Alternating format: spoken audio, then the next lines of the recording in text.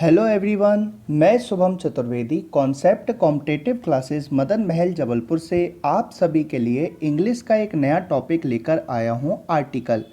यहाँ पर हम इंडेफिनिट आर्टिकल्स ए और एन के सभी मोस्ट इम्पॉर्टेंट कॉन्सेप्ट्स को बहुत बढ़िया तरीके से समझेंगे।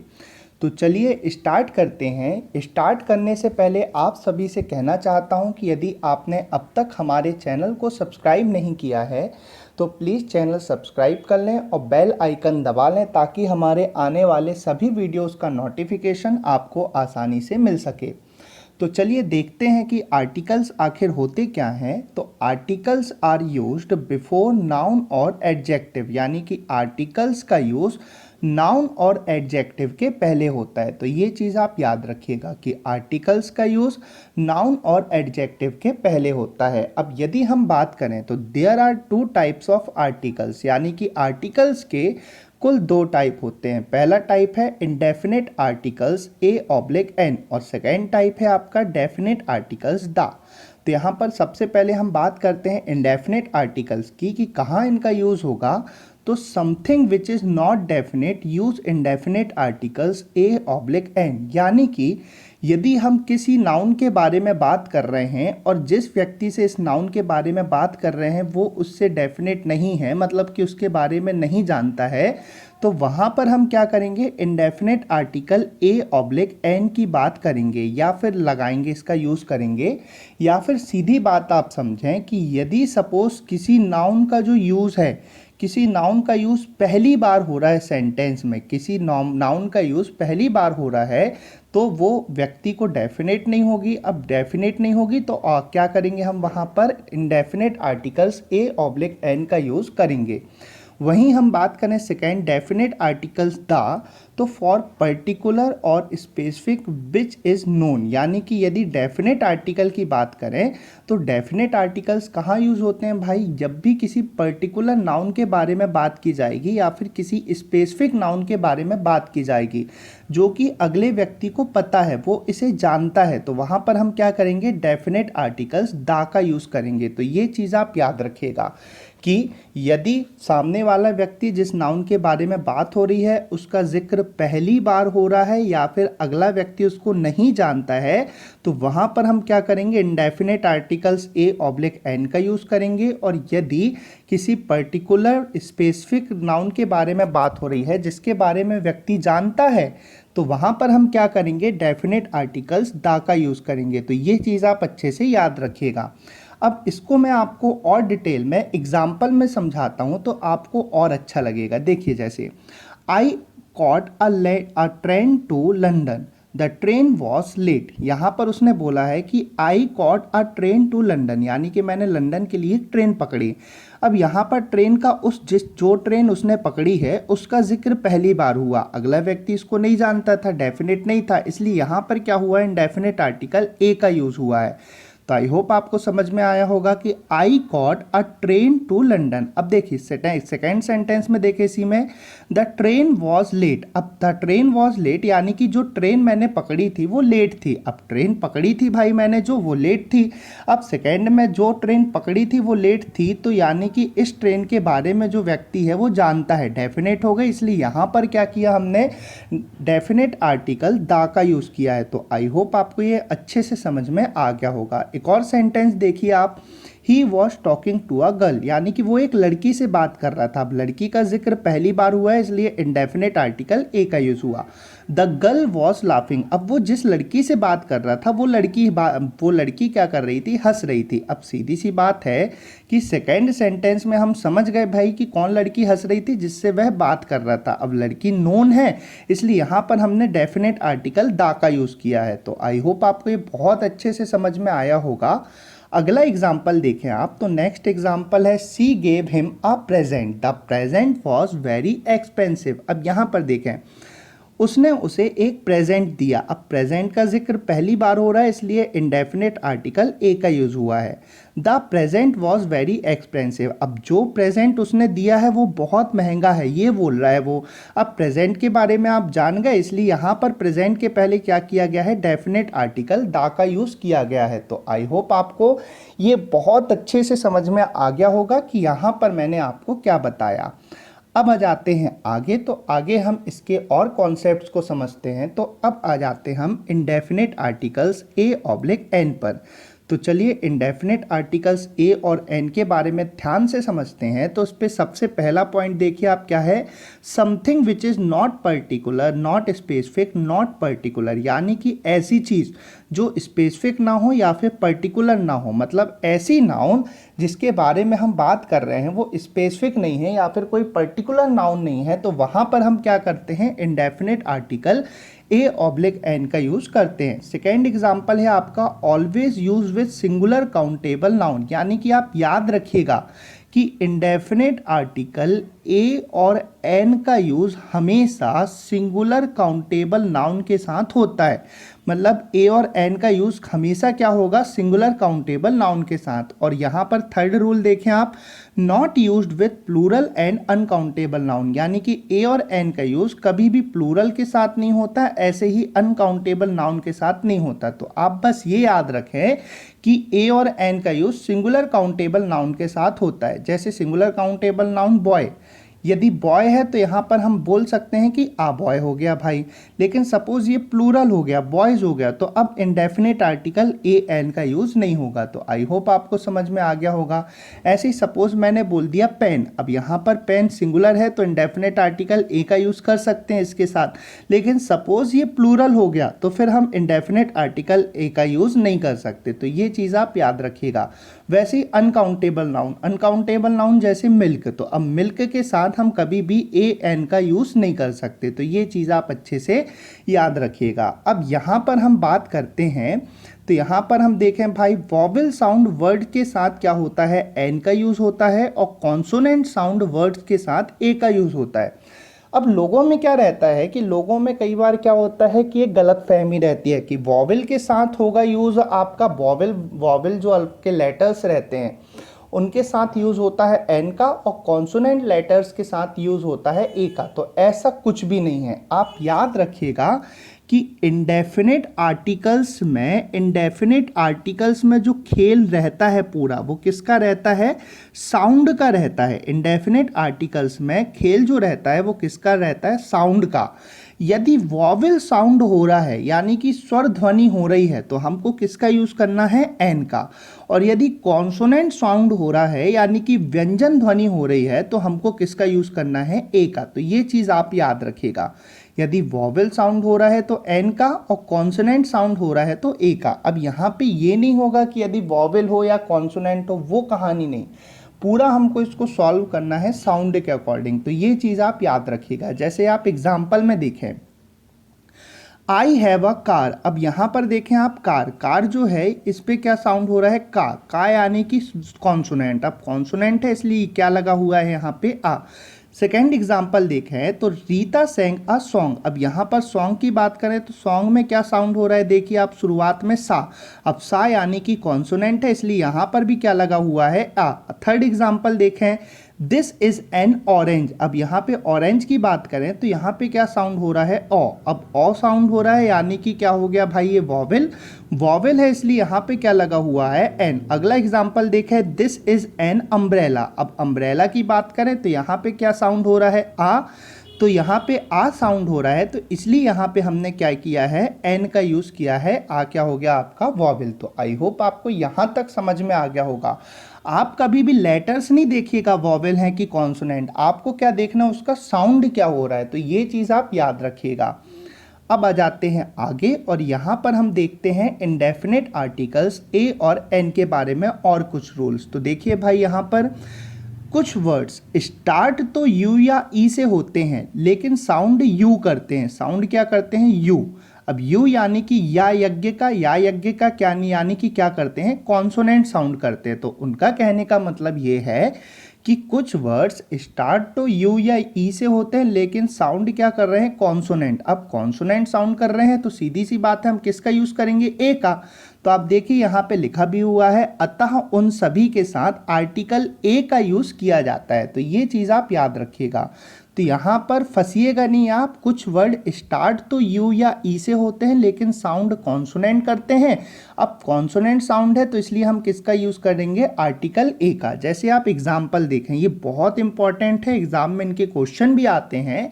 तो पहला एग्जाम्पल देखें, आ यूनिवर्सिटी। अब देखिए यूनिवर्सिटी जो है स्टार्ट तो हो रहा है यू से, और यू क्या है, वॉवेल, लेकिन आप देखें साउंड क्या कर रहा है भाई, कॉन्सोनेंट। देखिए यूनिवर्सिटी या यज्ञ का साउंड कर रहा है, और या आपको भी पता है कॉन्सोनेंट है, कॉन्सोनेंट है इसलिए यहाँ पर क्या लगा हुआ है, आ लगा हुआ है। तो आई होप आपको समझ में आ गया होगा। ऐसी सेकेंड देखें, अ यूनियन। अब देखिए यूनियन में भी आप देखें तो स्टार्ट तो हो रहा है वॉवेल से लेकिन साउंड क्या कर रहा है, कॉन्सोनेंट या, तो इसलिए यहाँ पर क्या किया गया है, ए का यूज़ किया गया है। अगला देखें, एन आ यू। अब यहाँ पर देखें आप, ये स्टार्ट तो हो रहा है ई से, ई है वॉवेल लेकिन साउंड क्या कर रहा है भाई, कॉन्सोनेंट कर रहा है। कॉन्सोनेंट कर रहा है इसलिए इसके साथ भी किसका यूज़ किया गया है, ए का यूज़ किया गया है। अगला देखें हम तो आ यूनिट। अब यूनिट की भी बात देखें हम भाई यहाँ पर, तो यूनिट में भी ये स्टार्ट तो हो रहा है यू से लेकिन साउंड क्या कर रहा है, या, तो इसलिए यहाँ पर क्या हो गया आपका, ए का यूज़ किया गया है। अगला एग्जाम्पल देखें आप, अ यूनिक प्लानिट। तो यहाँ पर भी देखें आप, ये स्टार्ट तो हो रहा है यू से, और लेकिन आप साउंड देखें तो साउंड क्या हो रहा है, या, तो इसलिए यहाँ पर भी क्या लगा हुआ है, ए लगा हुआ है। ऐसे ही देखें, आ यूजफुल बुक। तो आई होप आपको ये अच्छे से समझ में आ गया होगा कि कुछ वर्ड्स स्टार्ट तो यू और ई से होते हैं लेकिन साउंड कॉन्सोनेंट करते हैं। अब कॉन्सोनेंट करते हैं तो इसीलिए इनके साथ हम ए का यूज़ करेंगे।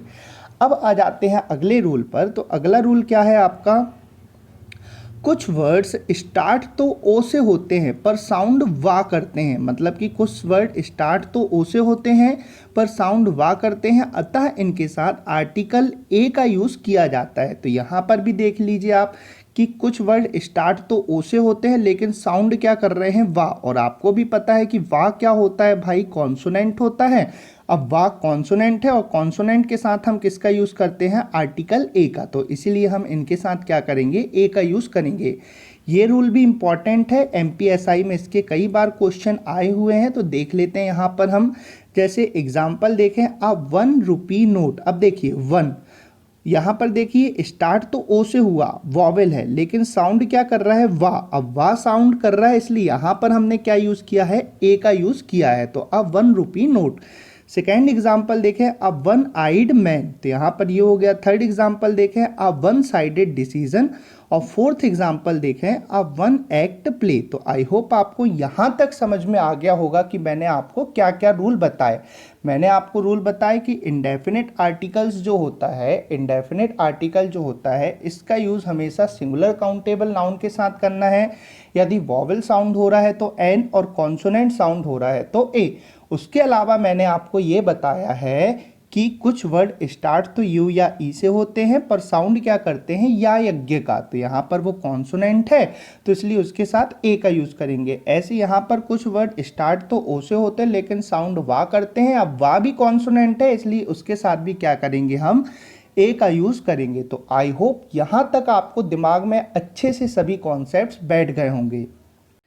चलिए नेक्स्ट रूल देख लेते हैं। तो नेक्स्ट रूल है आपका कि कुछ वर्ड्स स्टार्ट तो एच से होते हैं पर वॉवेल साउंड करते हैं, अतः उन सभी वर्ड्स के साथ आर्टिकल एन का यूज़ किया जाता है। तो ये चीज़ आप याद रखिएगा कि कुछ वर्ड स्टार्ट तो एच से होते हैं और एच क्या होता है, कॉन्सोनेंट, लेकिन साउंड क्या करते हैं, वॉवेल।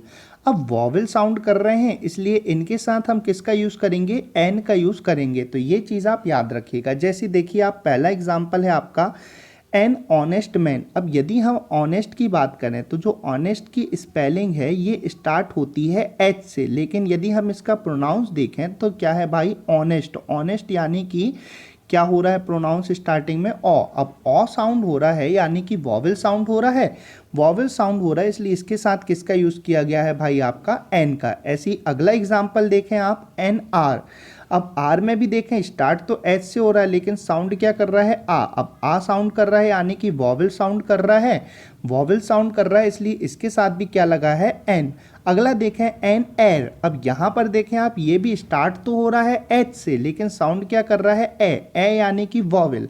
अब वॉवल साउंड कर रहा है इसलिए इसके साथ भी किसका यूज किया गया है आर्टिकल एन का यूज किया गया है। अगला देखें आप एन ऑनर। अब ऑनर में भी आप देखें स्टार्ट तो एस से हो रहा है लेकिन साउंड क्या कर रहा है ओ। अब ओ साउंड कर रहा है इसलिए इसके साथ भी आर्टिकल एन का यूज हुआ है। अगला देखें आप एन ऑनरेबल पर्सन। अब ऑनरेबल की बात करें तो स्टार्ट तो ये एच से हो रहा है लेकिन साउंड क्या कर रहा है ओ। अब ओ साउंड कर रहा है इसलिए इसके साथ भी आर्टिकल एन का यूज किया जाएगा। तो आई होप आपको यहाँ तक बहुत अच्छे से समझ में आ गया होगा और ये रूल भी आप याद रखिएगा, मोस्ट इम्पॉर्टेंट है।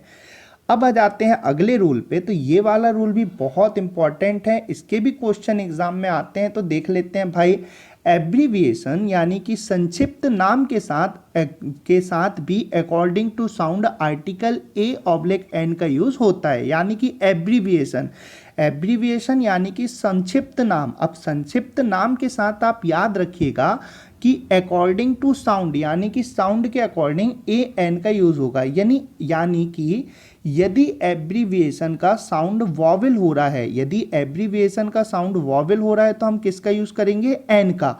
और यदि एब्रीविएशन का जो साउंड है वो कॉन्सोनेंट हो रहा है तो हम किसका यूज करेंगे ए का। तो आई होप आपको यहाँ तक समझ में आ गया होगा। अब यहाँ पर देखिए आप जैसे एन एम ए। अब एम ए में यदि बात करें तो एम ए में स्टार्ट किससे हो रहा है ए से, ए यानी कि वॉवेल। अब प्रोनाउंस में वॉवेल साउंड हो रहा है इसलिए यहाँ पर क्या लगा है एन। अब यदि मैं बोलता सपोज बी ए मतलब कि यहाँ पर आप देखें तो इसका प्रोनाउंस देखें क्या हो रहा है बा। अब बा साउंड हो रहा है इसलिए यहाँ पर क्या यूज करेंगे हम आ बी ए का यूज करेंगे। तो आई होप यहाँ तक आपको समझ में आ गया होगा। ऐसे ही सेकेंड देखें आप an L L B short form है, साउंड हो रहा है वॉवेल इसलिए यहाँ पर लगा है एन। अगला देखें an F R C S girl.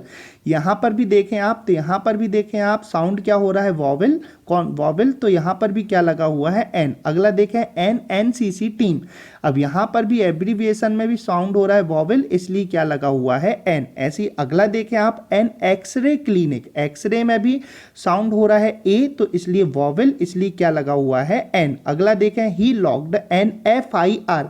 अब एफ आई आर में भी आप देखें तो एफ आई आर में भी साउंड हो रहा है ए यानी कि वॉवेल इसलिए यहां पर भी क्या लगा हुआ है एन। अगला देखें he is an H D O. अब एच डी ओ में भी साउंड क्या हो रहा है ए। अब ए साउंड हो रहा है इसलिए क्या लगा हुआ है यहाँ पे एन।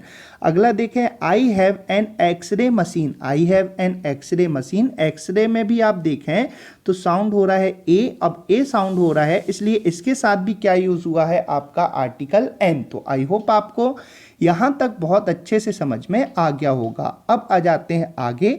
तो नेक्स्ट रूल है आपका कि प्रोफेशन बताने के पहले भी आर्टिकल ए और एन का यूज किया जाता है। तो याद रखिएगा दो प्रकार के प्रोफेशन होते हैं, एक होता है नॉर्मल प्रोफेशन और एक होता है यूनिक प्रोफेशन। ये चीज आप याद रखिएगा। नॉर्मल प्रोफेशन की बात होगी ऐसे प्रोफेशन जो सभी लोग करते हैं, आमतौर पे सभी लोग करते हैं, जैसे डॉक्टर, इंजीनियर, वकील, ये सब क्या है नॉर्मल प्रोफेशन है। तो यहाँ पर हम नॉर्मल प्रोफेशन के साथ क्या करेंगे आर्टिकल ए एन का यूज करेंगे। अब यूनिक क्या होते हैं, यूनिक प्रोफेशन मतलब कि ऐसी चीज जो क्या हो केवल एक हो, उस स्थान पे एक हो। जैसे कलेक्टर शहर में एक ही होता है तो वहाँ पे हम उसके बारे में बताएंगे। इसके साथ क्या करते हैं आर्टिकल दा का यूज करते हैं। तो ये चीज आपको अभी मैं बताऊंगा। तो अब आप केवल अभी इतना याद रखें कि नॉर्मल प्रोफेशन है, आम प्रोफेशन जो है जो सभी लोग कर सकते हैं, इनके साथ हम हमेशा आर्टिकल ए और एन का यूज करते हैं। जैसे आप एग्जाम्पल देखें आई एम एन इंजीनियर। अब इंजीनियर में आप देख लें भाई साउंड हो रहा है वॉवेल, वॉवेल साउंड हो रहा है इसलिए यहाँ पर आर्टिकल क्या लगा हुआ है आपका एन। और ये प्रोफेशन है। अगला देखें, Geeta is a teacher, teacher भी एक सामान्य प्रोफेशन है, तो इसलिए इसके साथ भी क्या लगा हुआ है आपका आ। उसके बाद अगला है आपका mister Gupta works as an electrician. अब यहाँ पर इलेक्ट्रीशियन में वॉवल साउंड हो रहा है, तो इसलिए इसके साथ लगा हुआ है एन, और इलेक्ट्रीशियन भी क्या है, एक आपका नॉर्मल प्रोफेशन है। तो ये चीज़ आप याद रखिएगा कि नॉर्मल प्रोफेशन में साउंड के अकॉर्डिंग आर्टिकल ए और एन का यूज होता है। अब आ जाते हैं अगले रूल पे। तो अगला रूल है आपका व्हेन सिंगुलर काउंटेबल नाउन, ये नाउन है, ठीक है, when singular countable noun represents a whole class use article A oblique an. मतलब कि जब भी सिंगुलर काउंटेबल नाउन अपनी पूरी क्लास को रिप्रेजेंट करे, अपनी पूरी जाति को रिप्रेजेंट करे, तो वहां पर हम क्या करते हैं, आर्टिकल ए और एन का यूज करते हैं। जब भी सिंगुलर काउंटेबल नाउन अपनी पूरी जाति को रिप्रेजेंट करती है तो वहां पर हम आर्टिकल ए और एन का यूज करते हैं। जैसे एग्जांपल में आप देखें, अ काउ हैज हॉर्न्स, यहाँ पे सभी काउस की बात हो रही है कि सभी काउस की क्या होती हैं, हॉर्न्स। अब पूरी उसकी गाय की पूरी जाति की बात हो रही है, इसलिए यहाँ पर क्या लगा हुआ है आपका आ। अगला एग्जाम्पल देखें, an eagle flies, an eagle flies है ये, है ना, an eagle flies very high, मतलब कि सभी ईगल बहुत ऊंचाई तक उड़ सकते हैं। अब यहाँ पर उड़ते हैं, तो यहाँ पर सीधी सी बात है कि ईगल की पूरी क्लास की बात हो रही है, इसलिए इसके साथ आर्टिकल एन का यूज हुआ है। अगला देखें, a dog is a faithful animal, यानी कि सभी जो डॉग्स हैं ये फेथफुल एनिमल होते हैं। अब सभी डॉग के बारे में बात हो रही है, डॉग की पूरी जाति, इसलिए इसके साथ भी क्या यूज हुआ है, आ। और अगला देखें, अ रोज स्मेल्स वेरी स्वीट, यानी कि सभी रोज जो है वो बहुत अच्छी स्मेल करते हैं। सभी रोज के बारे में बात हो रही है क्योंकि सभी रोजेस करते हैं भाई, तो यहाँ पर उसकी पूरी क्लास है, इसलिए यहाँ पर हमने किसका यूज किया है, आर्टिकल आ का। तो आई होप आपको ये बहुत बढ़िया तरीके से समझ में आ गया होगा। अब देख लेते हैं आगे। तो आगे है आपका a oblique an plus adjective adverb plus noun, यानी कि सीधी सी बात है, यदि कोई एडजेक्टिव या फिर एडवर्ब है, ठीक, और उसके बाद क्या है आपका नाउन है, तो उसके पहले क्या करेंगे हम, आपका आर्टिकल ए और एन का यूज करते हैं। तो जैसे एग्जांपल देखें आप, सी इज अ ब्यूटीफुल गर्ल, तो यहाँ पर देखें आप, ये हो गया आपका एडजेक्टिव और ये क्या हो गया आपका नाउन, और ये हो गया आपका क्या, आर्टिकल ए। जैसे एक और देखें आप, ही इज एन ऑनेस्ट मैन, तो यहाँ पर भी देख लें आप, आर्टिकल एन का यूज हुआ है। और ऐसी थर्ड देखें, he is a very honest man, तो यहाँ पर भी देख लें आप, ये हो गया आपका और ये आर्टिकल ए का। तो आई होप आपको यहाँ तक बहुत बढ़िया तरीके से समझ में आ गया होगा। अब अगले रूल को देखते हैं।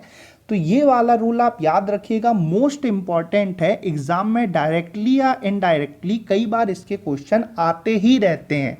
तो ये चीज़ आप याद रखिएगा कि मैनी, रेदर, क्वाइट, सर्च, टेक, मेक के बाद यदि सिंगुलर नाउन आता है तो नाउन के पहले आर्टिकल ए और एन का उपयोग होगा। अब अकॉर्डिंग टू साउंड, यानी कि मैनी के बाद, रेदर के बाद, क्वाइट के बाद, सच के बाद, टेक के बाद, मेक के बाद यदि सिंगुलर नाउन आती है तो उसके साथ हम क्या करते हैं, आपका आर्टिकल ए और एन का यूज़ करते हैं। या फिर मैंने आपको ये भी बताया है नाउन में कि यदि इन वर्ड्स के साथ यदि ए लगा हुआ है तो उसके बाद सिंगुलर काउंटेबल नाउन का यूज़ होता है। बात वही है, बस यहाँ पे उल्टा हो गया है कॉन्सेप्ट।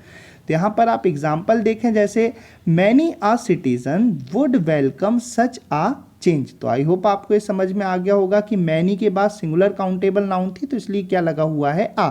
अगला देखें, इट इज रेदर अ पिटी, अब रेदर के बाद सिंगुलर काउंटेबल नाउन है इसलिए यहाँ पर भी क्या लगा है, आ। अगला देखें, it was quite an impossible task, अब देखें क्वाइट के बाद इम्पॉसिबल टास्क यानी कि सिंगुलर काउंटेबल नाउन है। अब यहाँ पे वॉवेल साउंड हो रहा है इसलिए यहाँ पर क्या लगा हुआ है, एन। अगला एग्जाम्पल देखें आप, it was such a foolish decision, अब सच के बाद सिंगुलर काउंटेबल नाउन है, फूलिश डिसीजन गलत निर्णय, तो यहाँ पर सीधी सी बात है सिंगुलर है तो यहाँ पर भी आर्टिकल क्या लगा हुआ है, आ। अगला एग्जाम्पल देखें, नेवर टेल अ लाई, अब यहाँ पर देखें आप तो टेल के बाद क्या है, सिंगुलर काउंटेबल नाउन है इसलिए यहाँ पे क्या हो जाएगा आपका आर्टिकल आ। अगला देखें, अगला एग्जाम्पल है आपका do not make a noise. अब मेक के बाद सीधी सी बात है, यहाँ पर क्या है, सिंगुलर काउंटेबल नाउन है तो यहाँ पे ए का यूज। और अगला है आपका 12 इंचेस मेक अ फुट। अब मेक के बाद यहाँ पे सिंगुलर काउंटेबल नाउन है तो किसका यूज किया गया है, ए का यूज किया गया है।